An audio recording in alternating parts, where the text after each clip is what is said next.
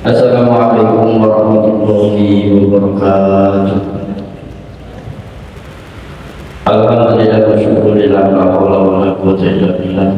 Allahumma sholli wa sallim wa barik ala sayyidina Muhammad wa ala alihi wa ashabihi wa man tabi'ahum bi yaumil qiyamah. Rabbi shrah li sadri wa yassir li amri wahlul 'uqdatam min lisani yafqahu qawli. Amma ba'd. Assalamu alaikum jamaah salat Masjid Al-Ikhlas Kemenang Bojonegoro yang dipun muliakan dari Allah Subhanahu wa Ta'ala. Wabil khusus yang sama-sama kita hormati para kantor Kementerian Agama Kabupaten Bojonegoro serta para pimpinan serta hadirin yang berbahagia.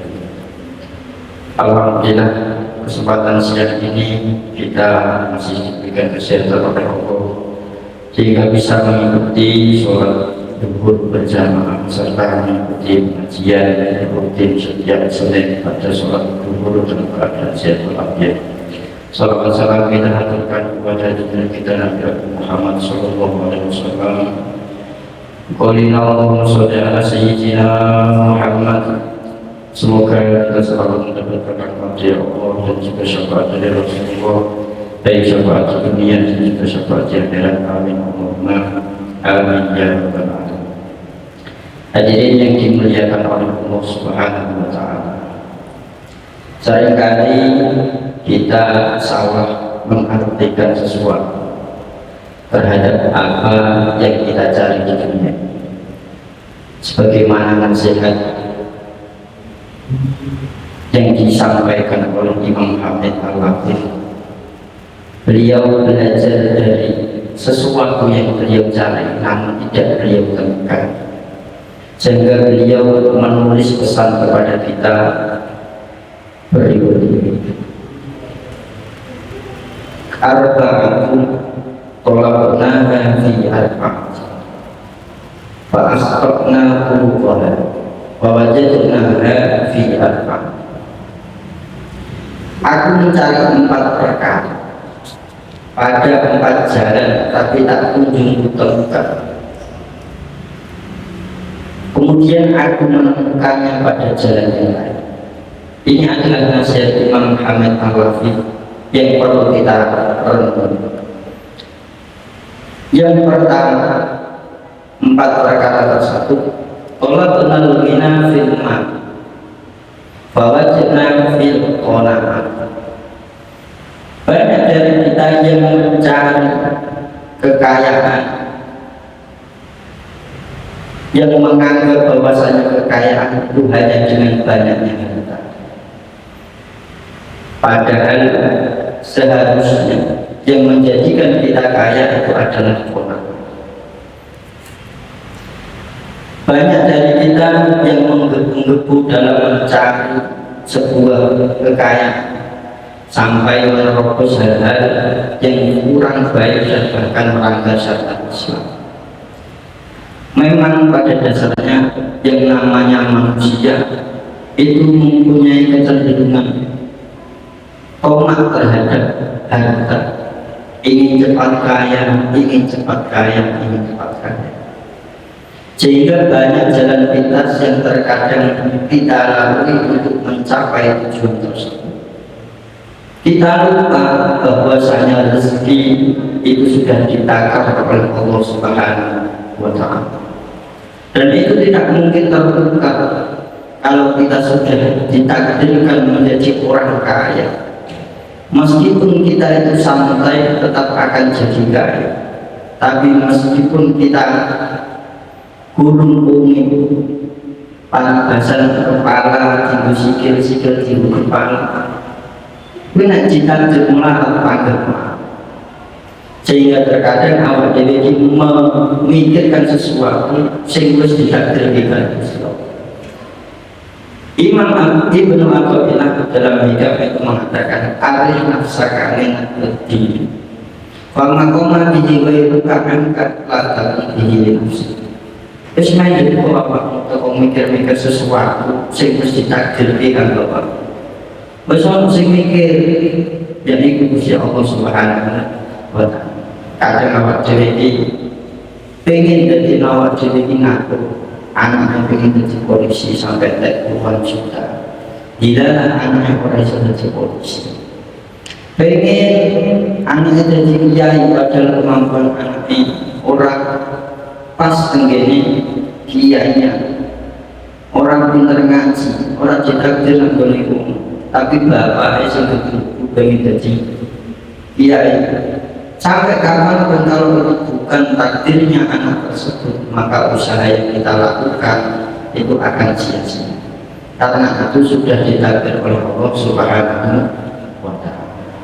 Dan akhir-akhir ini kita juga sering melihat banyak seseorang yang ikut campur masalah rumah tangga orang lain padahal tidak tahu dan tidak mengerti apa yang terjadi sebenarnya. Mereka menganggap bahwasanya dirinya paling seperti komentar di pondok pesantren kemarin. Orang hikmah kepada kiai dianggap sebagai perbudakan. Bagi santri, kenapa kok kita mengabdi pada kiai, hikmah kepada kiai? Itu karena memang kita menganggap bahwasanya orang tua kita ketika di pondok itu adalah kiai.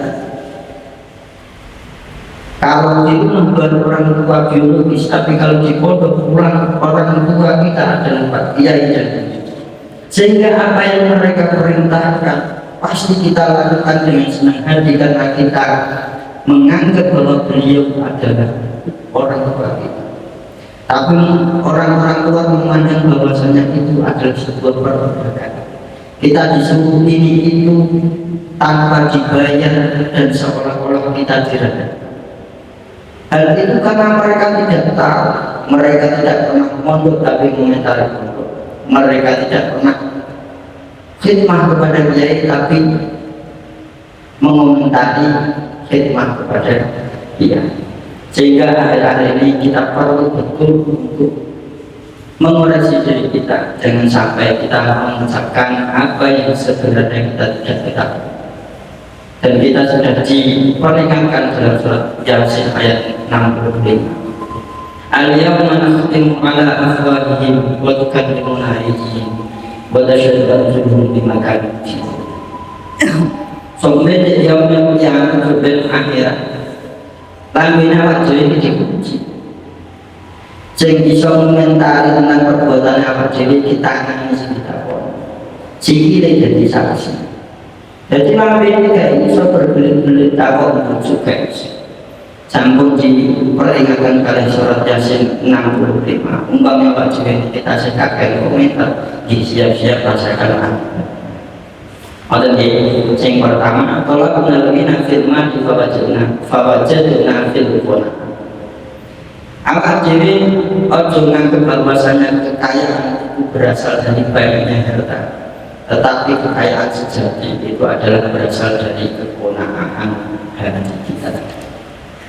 Yang kedua, telah menaruhnya fi sarwat fawajadna fi qillatil ma. Kita menganggap bahwasanya keuangan itu dalam kemewahan, padahal yang sebenarnya kita itu bisa uang kalau kita tidak mempunyai banyak harta. Kita menganggap bahwasanya ketika kita mempunyai barang-barang mewah, ketika kita mempunyai rumah mewah, uang banyak, kita akan bisa istirahat dengan tenang. Padahal ketika kita mempunyai semua itu, pikiran kita akan kemana? Pergi ke sana, ingat dan pemain ombud oke. Khawatir kena dicipuk uang.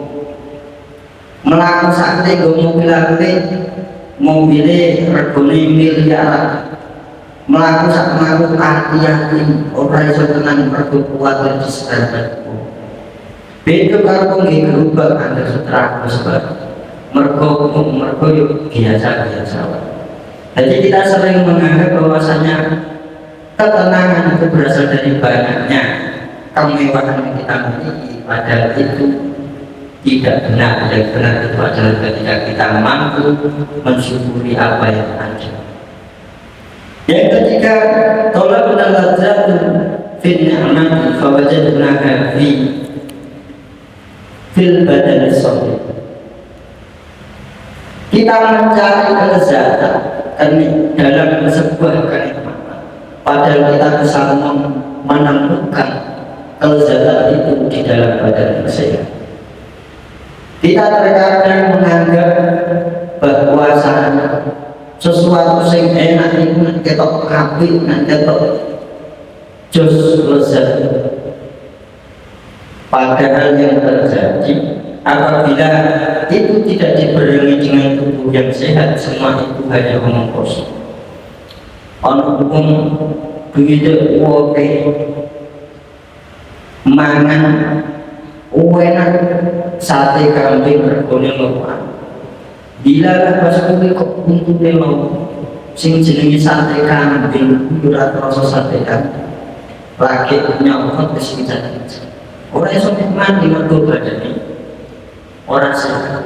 Tapi alhamdulillah meskipun awak dhewe iki gak batin duit, gak batin opo-opo. Tapi jika punya ibadah sehat, insya Allah opo-opo itu seterusnya. Umpama awak dhewe gak sehat, pilek wae esing segere kaya opo ora kena dirasakno. Tapi nek gak pilek masuk bae terus terusnya yo iki. Allah berserah saja. Yang terakhir kalau menelmena fil badli sabi'i fawajadnahu fi badli jari. Kita menganggap bahwasanya ilmu itu dicari bisa kita dapatkan ketika kita dalam kondisi perut yang benar. Padahal kita kalau ingin mendapatkan ilmu yang banyak itu harus dalam keadaan perut yang apa? Badli jari. Artinya apa? Banyak dari kita ketika mundur dulu itu anak-anak yang dapat kiriman banyak dari orang tua, mereka malah malas untuk mencari ilmu karena merasa bahwasanya meskipun aku gak ngaji, kiriman tetap dapat dari orang tua. Berbeda dengan anak-anak yang jarang dikirimi orang tuanya, mereka dengan giat belajar, riyadhah, poso, semuanya itu dia ditahan di poso, petangnya luwi. Tapi ketika dia keluar dari pondok, insya Allah lebih berkah daripada orang-orang sing petangnya selalu ada dalam keadaan begini. Apa demikian ketika kita mencari ilmu dalam keadaan sing orang ilmu akeh malah ngantuk, sehingga wajib kuliah kebutuhan nafsunya wajib ingin oleh ilmu sing manfaat, oleh ilmu sing jamaah Masjid Al-Ikhlas yang dimuliakan oleh Allah Subhanahu wa Ta'ala. Itulah 4 pesan dari Imam Habib Al-Latif yang bisa kita dengar. Semoga apa yang disampaikan beliau bisa menjadi panutan bagi kita semua, dan kita bisa tidak salah lagi dalam menafsiri, dalam mengambil hikmah atas segala macam kejadian kita. Kita harus percaya bahwa apa yang kita pikirkan oleh Allah itu adalah yang terbaik bagi kita. Jangan beranggapan bahwasanya apa yang diberikan Allah itu buruk bagi kita, karena dalam Quran sudah dijelaskan asa antar syai'an wa huwa khairun wa asa itu syai'an wa huwa syarrun. Terkadang apa yang kita anggap itu buruk malah itu baik bagi kita, dan apa yang kita anggap baik malah itu buruk bagi kita. Dan semua itu tergantung kita dalam mengambil hikmah dari setiap kejadian kita. Yang bisa kami sampaikan, kurang lebihnya mohon maaf. Kalau ada kesalahan itu mungkin dari pribadi, kalau ada benarnya itu mungkin dari Allah Subhanahu wa Ta'ala. Saya mohon maaf kalau ada kesalahan. Assalamualaikum